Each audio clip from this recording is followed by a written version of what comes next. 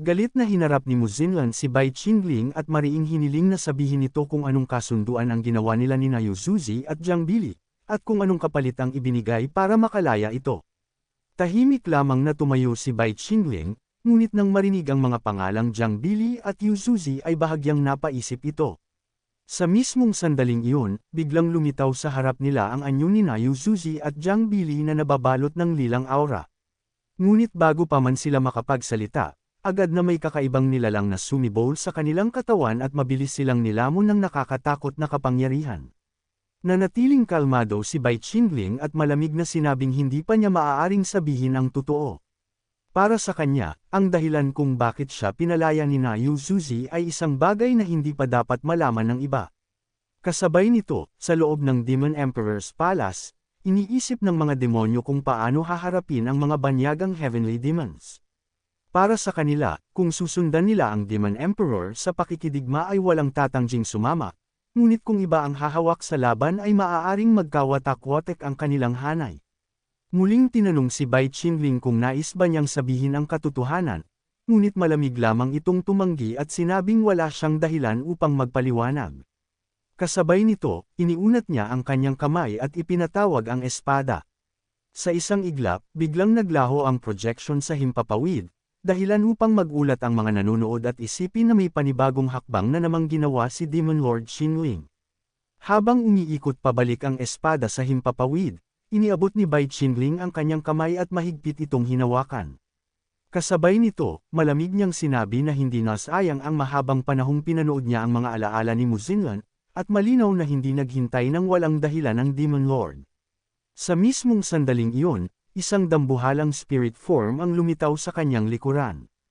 Kalmado niyang ipinahayag na ang 5 Viscera ay ganap nang bumalik sa pinagmulan, dahilan upang ganap na magkaisa ang kanyang demonic resonance at maabot ang pinakamalakas niyang anyo. Tumingin si Bai Qingling kay Muzinlan at tahimik na sinabing ang kaharap nito ngayon ay ang rurok ng kanyang lakas bilang Demon Lord. Ngunit walang takot na ngumiti si Muzinlan at may bahagyang pangungut siyang sinabing kahit ganoon kalakas ang spirit form, hindi pa rin siya nito kayang patayin. Ngunit sa sumunod na sandali, biglang napataas ang kamay ni Muzinlan at tila may kakaibang nangyari sa kanyang katawan. Agad siyang napahinto, napayuko, at napaubo habang bakas ang pagkalitos sa kanyang mukha. Kasabay ng pag-ubo, unti-unting nagbago ang kanyang ekspresyon hanggang sa gumuhit ang isang mapanlinlang na ngiti sa kanyang labi. Sa mahinang tinig, ipinahayag ni Lin Mo na sa wakas ay nahuli niya si Muzinlan habang nakababa ang depensa nito. Galit na sumigaw si Muzinlan at agad tinawag ang pangalan ni Lin Mo, ngunit malamig nitong ibinunyag na matagal na niyang hinihintay ang pagkakataong ito upang agawin ang 3 kaluluwa ni Muzinlan at tuluyang angkinan ang katawan nito. Nagulat at galit na galit si Muzinlan habang pasiga na tinatanong si Lin Mo kung ano ang balak nitong gawin. Habang nakalutang si Muzinlan, mariin itong sinabi na matagal ng kontrolado ng Demon Path ang sitwasyon at sa tingin niya, tanging ang Kunlun Dao Sect na lamang ang makapagliligtas sa matuwid na landas. Nang marinig iyon, agad na nagkusang kumilos si Lizzo at nag-alok na siya na mismo ang papatay kay Muzinlan upang matapos na ang problema. Ngunit kalmado siyang pinigilan ni Bai Qingling at sinabing hindi na kailangan iyon. Tahimik na naglakad si Bai Qingling habang ipinapaliwanag na nagbago na ang kapalaran ni Lin Mo at may dala itong guna inilagay niya mismo. Kung talagang haharapin ni Lin Mo ang Kunlun Dao Sect, siguradong masasangkot doon si Yu Zuzi at magiging kawili-wiling panuurin ang kahihinatnan. Samantala, napansin ni Muzinlan na humihina na ang kanyang kaluluwa at unti-unti nang humihiwalay sa pisikal niyang katawan. Dahil dito, sinabi niyang kailangan niyang makabalik agad sa ice coffin upang manatiling buhay. Ngunit bago siya tuluyang umalis, tinawag muna niya si Bai Qingling bilang Aunt Master. Bahagyang napahinto si Bai Qingling bago malamig na sinabing hintayin lamang niya ang araw na maibabalik nito ang kaluluwa ng kanyang master. Kasabay nito, binalaan din niya si Muzinlan na mag-ingat kay Yu Zuzi. Sa kabilang banda, nagkagulo naman sa Demon Dao Assembly. Nagsimulang magtanong ang mga miyembro kung bakit hindi pa rin nagpapakita si Demon Lord Qingling at kung tunay bang may kakayahan ang kanilang sekta na pangunahan ang pagpupulong. Ang iba pa nga ay nagsimulang magduda kung pinagtaksilan na sila ng Demon Emperor. Sa gitna ng kaguluhan, lumitaw si Ji Taimei at pinakalma ang lahat. Ipinaliwanag niyang nakaalerto na ang kanilang mga tauhan sa paligid at kung may mangyari man, siya mismo ang haharap dito. Pansamantala, hiniling niyang maghintay lamang ang lahat. Inis na inisip ni Ji Taimei na pati si Bai Qingling ay tila gumagawa pa ng panibagong problema sa gitna ng sitwasyon. Habang nakatayo si Bai Qingling sa harap ng Demon Dao Assembly, naisip niyang kung nais nilang labanan si Demon Emperor Jiang Bili, kailangan pa ring magkaisa ang buong lakas ng Demon Path. Sa gitna ng kanyang pag-iisip, biglang may mabilis na yabag na papalapit. Hindi nagtagal, mabilis siyang niyakap ni Huayuerong at nagreklamong matagal siyang pinahirapan sa pagtatago ng napakalaking sikreto.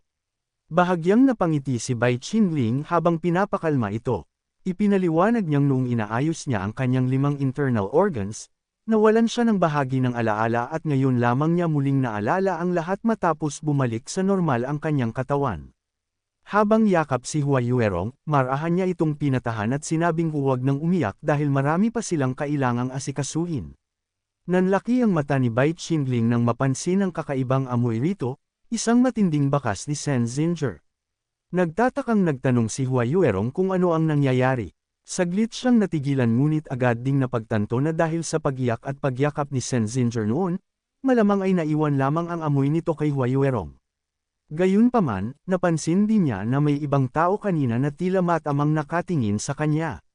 Bigla naman pumasok sa isip niya si Lizu, at malamig na sinabing hindi selos ang nararamdaman niya kay Sen Zinger, kabaliktaran pa nga. Para sa kanya, tila naawa lamang si Sen Zinger matapos makita ang pagwawala nito. Napapikit na lamang si Bai Qingling habang bahagyang pinapawisan. Sa isip niya, hindi niya alam kung paano niya ipapaliwanag ang sitwasyon ngayon. Ngunit aminado rin si Huayuerong, hindi naging madali ang pagprotekta sa kanyang mga disipulo habang wala siya. Ngunit mariing sinabi ni Huayuerong na ngayong bumalik na ang kanyang senior brother, hindi na niya ito hahayaang mawala muli at mananatili na siya sa tabi nito. Bago pa tuluyang hamupa ang usapan, nagsimulang umalangaw-ngaw ang sigawan sa Demon Dao Assembly. May ilan na nagsabing kung hindi kayang resolbahin ni Demon Lord Qingling ang usapin sa Demon Emperor, hindi ito karapat-dapat mamuno sa Demon Dao, habang ang iba na may paulit-ulit na sumisigaw ng pangalan ni Demon Lord Qingling. Malamig na hinamon ni Ji Taimei si Mu Xinlan. Sinabi niyang kung tunay nitong kinamumuhian ng mga demonyo, dapat itong personal na sumugod at umatake sa kanya dahil sawang-sawa na siya sa mga walang kwentang istorbo. Ngunit bago pa matapos ang kanyang sinabi, bigla siyang natigilan. Napakunot noo siya nang mapansin ang kakaibang paggalaw sa harapan niya, at sa isang iglap ay bumukas ang isang bitek sa kalawakan. Laking gulat ng lahat nang may kamay na biglang sumulpot mula sa void. Sa harap ng naguguluhang mga tao, tahimik na lumabas si Bai Qingling mula sa puwang kasama sina Sen Zinger at Lizu. Kasabay nito, nagsimulang magbulungan ang mga tao sa paligid. Para sa kanila, malinaw na lubos nang nakabawi si Demon Lord Qingling at bumalik sa kanyang pinakamalakas na kondisyon bago pa man magsimula ang labanan sa Fallen Demon Valley. Walang pag-aalinlangan namang inutusan ni Bai Qingling si Ji Taimei na sumama sa kanya. Pagkatapos, direkta siyang naupo sa trono at malamig na inanunsyo na mula ngayon, siya ang mamumuno sa Eastern Land Demonic Dao Assembly ngayong taon. Pagkatapos ng kanyang pahayag, malamig niyang tinanong ang lahat, sino ang sang-ayon, at sino ang tutol. Sa loob ng Demon Dao Assembly, tahimik na pinagmamasdan ng lahat si Bai Qingling habang nakaupo si Qingmei sa kanyang trono. Sa isip nito, agad niyang nakilala ang aura ni Bai Qingling at napansing bumalik na ang orihinal na demonic body nito. Kasabay nito, nagsalita si Lady Ren at pinuna ang amoy ni Huayuerong kay Bai Qingling. Ngunit mabilis ding sinagot ni Huayuerong na kung hindi nito kayang sikmurain ang amoy, mabuti pang sarilinin na lamang nito ang reklamo. Hindi nagtagal, ngumiti si Ji Taimei at tila pabirong nagtanong kung ano ba talaga ang ibig sabihin ni Bai Qingling sa pag-upo sa pwesto ng leader ng sect at host ng pagtitipon. Ngunit malamig lamang na tumugon si Bai Qingling. Direkta niyang sinabi na alam niyang pumanig si Ji Taimei kay Mu Xinlan. Kaya naman mula ngayon, si Mu Xinlan ay nasa ilalim na ng kanyang pangangalaga. Kung nais ni Ji Taimei na mapanatili ang dignidad nito, mabuting sundin na lamang nito ang kanyang utos. Pati ang pwestong dapat nitong upuan ay malinaw niyang itinuro, ang upuang katabi ni Sen Zinger. Napakuyom ng kamao si Ji Taimei at bahagyang napataas ang boses, ngunit sa huli ay napabuntong hininga na lamang. Aminado itong tuluyan ng nakuha ni Bai Qingling si Mu Xinlan kaya wala na rin siyang masasabi. Para sa kanya, iisa lamang naman ang kanilang panig. Malamig namang pinasadahan ng tingin ni Bai Qingling ang buong assembly bago nagsalita. Ipinaalala niyang nakita ng lahat ang nangyari kanina.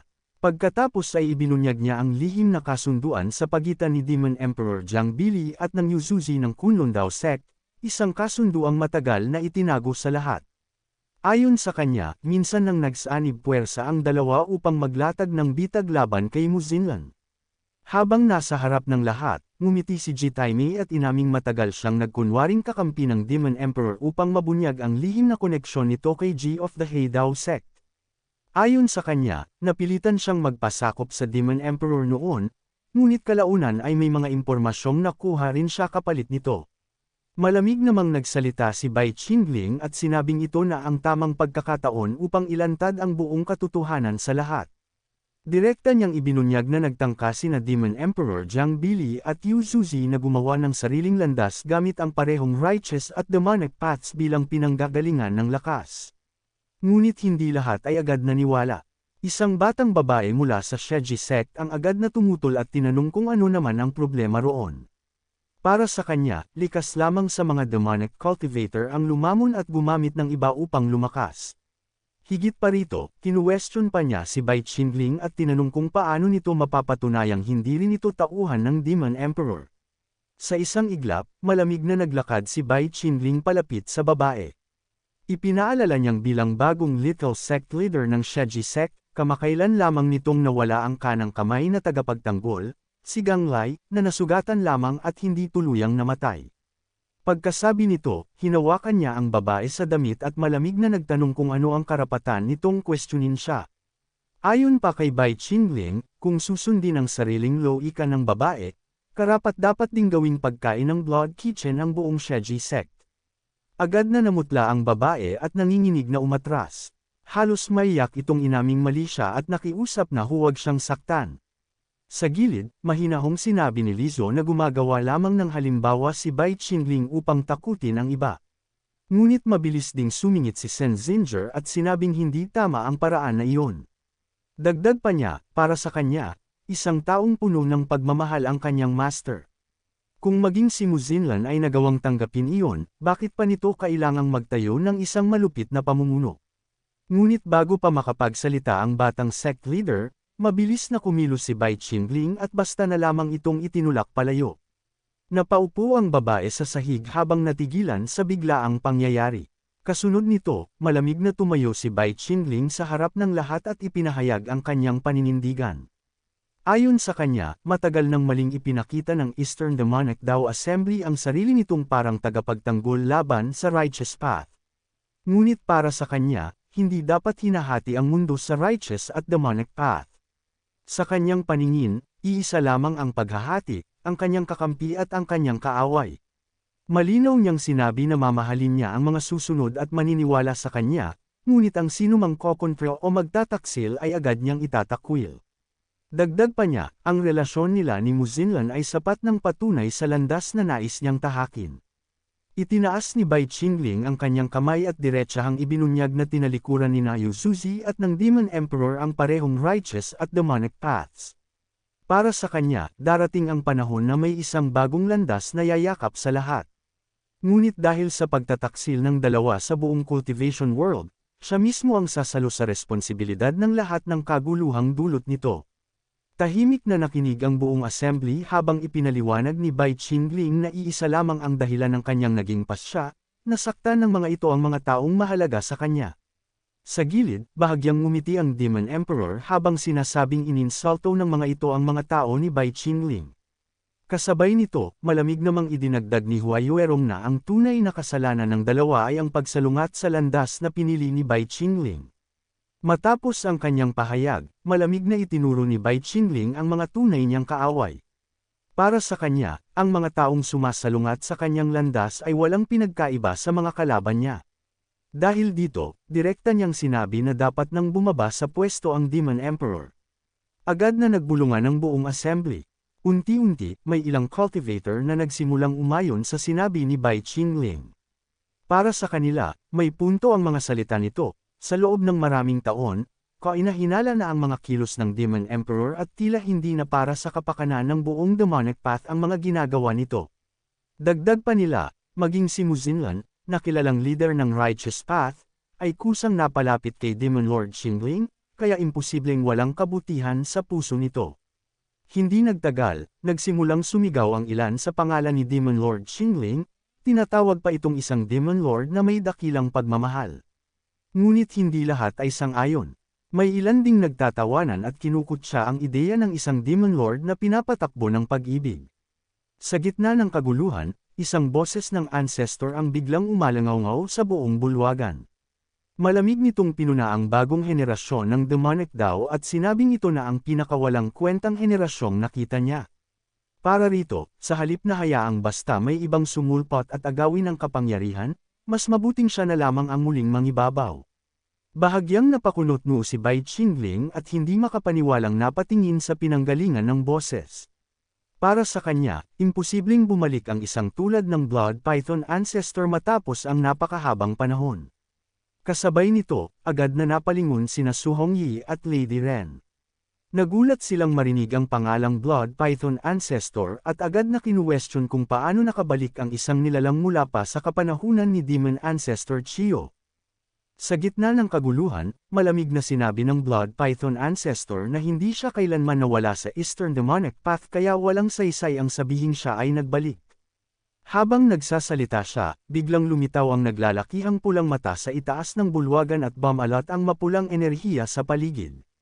Hindi nagtagal, isa-isang napahawak sa mukha ang ilang cultivator at tila nawala ng kontrol sa sarili. Maya-maya, napasigaw sila habang pilit na kinakagat ang sarili nilang kamay, dahilan upang magpanik ang buong assembly sa pag-aakalang may sumpang kumakalat. Kasunod nito, nagsimulang umagos at magtipon-tipon ng dugo sa ere hanggang sa mabuo ang projection ng Blood Python ancestor na nakasuot ng pulang balabal. Pagkatapos suriin ang blood pearl sa kanyang palad, malamig siyang ngumisi ngunit agad ding nadismaya, sinasabing malayong-malayo na ang kalidad ng dugo ng kasalukuyang panahon kumpara sa era niya noon. Habang nakatayo si Lizo at nakahawak sa espada, malamig niyang tinanong ang Blood Python ancestor kung wala na ba itong balak bawiin ang katawan ni Bai Qingling. Ngunit ngumisi lamang ang matandang halimaw at sinabing kahit hindi sapat ang kasalukuyang katawan para durugan silang lahat, sapat pa rin ang kapangyarihan niya upang hamanin ang mga cultivator ng panahong ito. Biglang sumingit ang leader ng Sheji sect at buong yabang na ipinakilalang siya ang pinakamalakas na leader ng Eastern Demonic Path matapos mawala si Demon Ancestor Chiyo. Ngunit bago pa man siya makapagpatuloy, mabilis na gumalaw ang mapulang enerhiya at agad siyang nasakal, dahilan para mapasigaw siya sa sakit habang tila hinihigop ang kanyang lakas. Hindi nagtagal, mabilis na hinayla ni Senzinger ang dalaga. Habang hirap at galit na galit, pasigaw na sinisi ng leader ng Sheji sect si Senzinger. Tinawag niya itong munting bruha ng Kangming sect at inakusahan na sinamantala lamang ang pagkakataong hindi siya nakabantay. Malambing na sinabi ni Senzinger kay Bai Qingling na hayaan na muna nilang harapin ng Blood Python ancestor ang sitwasyon. Pabiro pa niyang sinabi na noong huli silang magkita ay halos mawala na siya sa buhay nito, kaya sana ay huwag na iyong maulit. Bahagyang ngumiti si Bai Qingling at marahang tinapik ang ulo ni Senzinger, sinasabing hindi na niya kailangang mag-alala dahil maayos pa naman ang lahat sa ngayon, dagdag pa niya na nagsisimula na itong tumayo sa sarili nitong mga paa. Ngunit agad silang pinagtawanan ng Blood Python ancestor at sinabing kung basta na lamang napilayan ang leader ng Sheji sect, wala nang saysay ang sect na ito. Bahagyang ngumiti si Bai Qingling at malamig na sinabing pareho lamang silang dalawa, mga taong nawalan na ng interes sa mahihinang nilalang.